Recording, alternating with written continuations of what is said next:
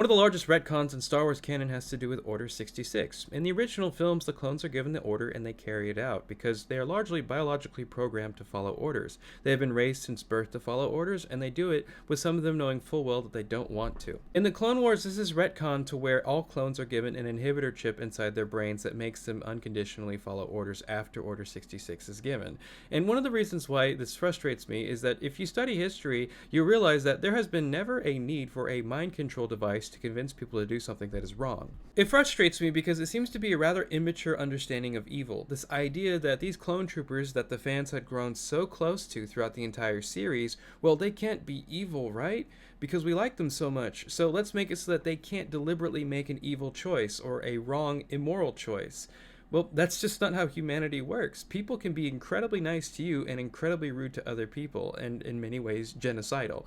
And you can see this when you're studying history, like the Nanjing Massacre of 1937. You can see it in what's going on with the Congo right now, or in Palestine. And it frustrates me because it's this attitude which feels like a refusal to understand evil for what it is. You don't even have to study history to understand that. You could just study how reality TV is made. If you understand how reality TV is made in the US, the problem is that a lot of drama isn't created unless people are hungry, sleep deprived, and usually there's a plentiful supply of alcohol around. So what they'll do in reality TV is that they will deprive people of their basic needs so that they can amplify the drama. They'll keep a large supply of alcohol nearby, again, so they can amplify the drama. So things that wouldn't normally happen start happening because people aren't their normal selves. Because again, it's a misunderstanding of evil and it's a misunderstanding of atrocity. Because you don't need some mind control device to allow those things to happen.